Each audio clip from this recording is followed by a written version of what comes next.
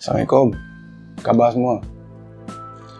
Hari tu saya cerita pasal label makanan yang berkait dengan lemak. Tapi saya rasa macam tak lengkap cerita tu. Hari ni saya nak sambung sikit tentang lemak dan kolesterol.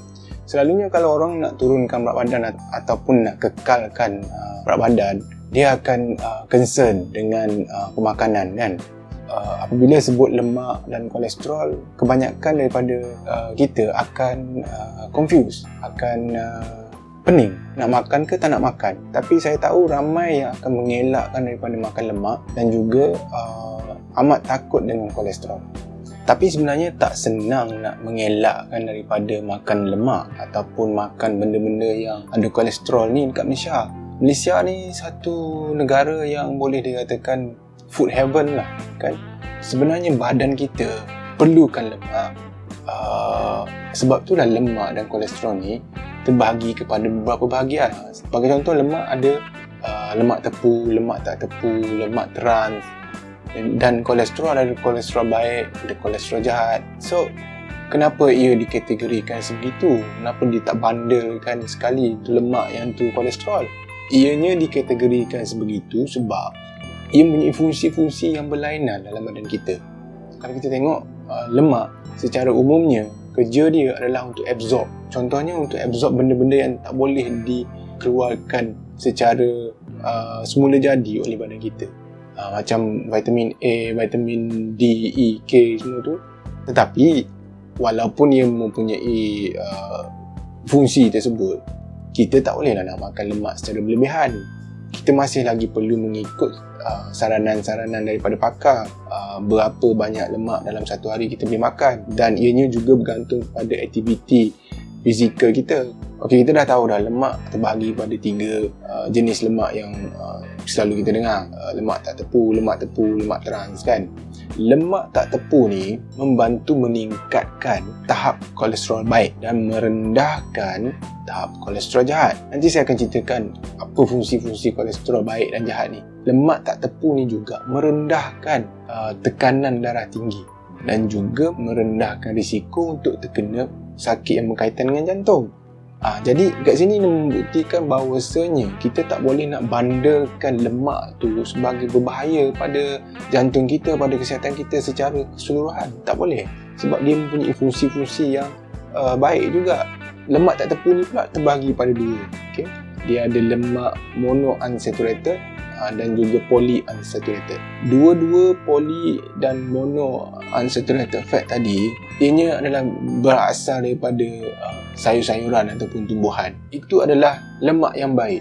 Kalau kita nak beli barang, kita kena tengok sama ada dia lemak tak tepu ataupun dia lemak tepu ataupun dia lemak trans. Jadi kita kena pandai untuk pilih makanan ni supaya kita mendapat semua apa kebaikan yang ditawarkan oleh makanan-makanan tersebut. Kemudian apa pula lemak tepu? Lemak tepu ni biasanya dia mengeras pada suhu bilik. Kalau kita makan banyak lemak tepu, kita boleh jadi gemuk. Lagi satu, dia akan meningkatkan kadar kolesterol jahat. Contoh-contoh makanan yang ada lemak tepu macam kulit ayam, daging yang berlemak, minyak kelapa, santan, minyak sapi, butter ataupun mentega, margarin ataupun produk-produk susu yang tinggi lemak.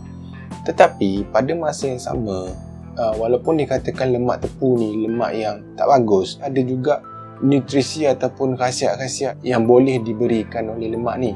Jadi ini adalah 2 jenis lemak yang banyak kandungan dia dalam makanan kita. Dan seterusnya, kolesterol. Apa benda kolesterol ni sebenarnya? Kenapa dia ada baik dan kenapa dia ada yang jahat? Sejahat manakah kolesterol ni? Kan? Adakah ianya mampu membunuh? Ya, memang kolesterol memang boleh membunuh. Sebab itulah kita disarankan untuk tak memakan benda-benda yang mengandungi kolesterol. Tapi kolesterol ni disebabkan dia ada baik dan jahat. Kita kena tahu yang mana baik dan yang mana jahat. Apa fungsi yang baik dan apakah yang jahat ni buat. Kolesterol baik ni, kerja dia adalah dia ambil kolesterol dalam darah kita, bawa pergi ke hati untuk dilupuskan. Sebab tu pentingnya ada kolesterol baik. Dan kolesterol jahat kerja dia adalah menyumbat saluran darah kita. Kolesterol ni dia sebenarnya lembut, tapi bila duduk dalam badan kita, dia boleh melekat pada salur darah kita. Dan apabila dia melekat dan berkumpul pada salur darah tu, lama-lama dia boleh tersumbat. Dan itulah yang menyebabkan boleh terkena serangan jantung. Sebenarnya kolesterol ni boleh dihasilkan oleh badan kita sendiri secara semula jadi melalui hati. Ia juga boleh didapati daripada sumber haiwan. Makanan apa yang banyak mengandungi kolesterol? Contohnya macam organ dalaman macam jantung, limpa, hati ataupun telur ikan, kepala udang, produk telur ataupun telur tu sendiri, dia banyak mengandungi kolesterol. Tapi bukan semua kolesterol jahat. Dia ada juga kolesterol baik dalam tu. Jadi apa yang kita perlu buat dengan kolesterol ni untuk memastikan badan kita tidak mengandungi banyak kolesterol jahat ialah dengan mengawal pengambilan makanan-makanan yang mengandungi kolesterol tadi. Dan juga kita perlu tahu yang lemak yang kita makan, lemak yang tak tepu, supaya dia boleh membantu untuk meningkatkan kolesterol baik dan juga mengurangkan kolesterol jahat. Exercise sebenarnya boleh untuk, dia bukan bakar kolesterol, tapi dia boleh meningkatkan kolesterol baik. Lagi satu, orang yang kurus jangan sangka tak boleh kena kolesterol tinggi. Bukan orang yang overweight ataupun obese saja yang boleh terkena masalah tinggi kolesterol ni. Orang yang kurus pun boleh kena. So berhati-hati dalam mengambil makanan seharian tu. Pastikan kita makan makanan yang kurang kolesterol. Dan juga jangan percaya pada label makanan yang tulis tiada kolesterol, kurang kolesterol, rendah kolesterol. Jangan percaya. Baca dulu dan tengok apa bahan sebenarnya yang diletak. Dan bila dah betul-betul pasti yang kurang, itu pun kita tak boleh nak ambil secara berlebihan. Macam mana kita nak tahu kadar kolesterol dalam badan kita?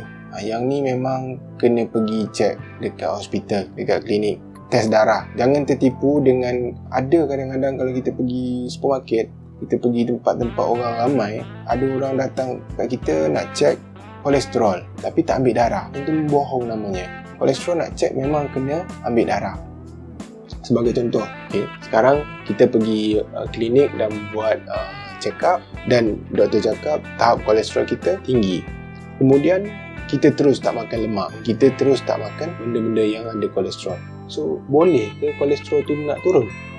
Saya rasa agak sukar sebab badan kita dah tak menerima kolesterol baik ataupun dah tak ada lemak-lemak baik macam unsaturated fat yang boleh meninggikan kadar kolesterol baik dalam badan kita. So macam mana kita nak kurangkan tahap kolesterol yang ada dalam badan kita sekarang? Jadi sebab itulah saya cakap kita kena makan dengan seimbang. Jangan makan berlebihan satu-satu benda sebab ia akan memudaratkan kesihatan kita. Memang ada orang cakap kalau nak kurus tak boleh makan tu, tak boleh makan ni, tapi sesuatu yang tidak seimbang ni, kesan baik tu hanyalah sekejap. So kalau kita nakkan kesihatan yang berterusan, saya sangatlah berpegang pada makanan yang seimbang. Jadi saya harap anda pun janganlah terlampau mengikut orang. Orang tak makan kolesterol, kita pun tak makan kolesterol. Orang tak makan lemak, kita pun tak makan lemak. Tetapi mungkin dia tahu ataupun dia dah dapat saranan daripada doktor dia yang dia tak boleh makan lemak atas sebab-sebab yang lain, tapi kita pergi ikut dia. Kita perlukan lemak untuk menghasilkan kolesterol yang baik supaya dapat membawa kolesterol jahat tu dan dibawa ke hati untuk dilupuskan.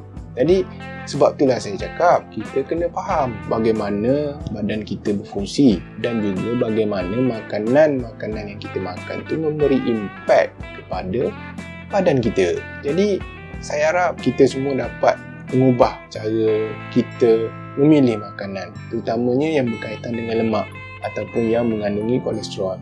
Saya berhenti setakat ni dulu. Kalau perlu tahu, subscribe dan share dengan kawan-kawan. Assalamualaikum.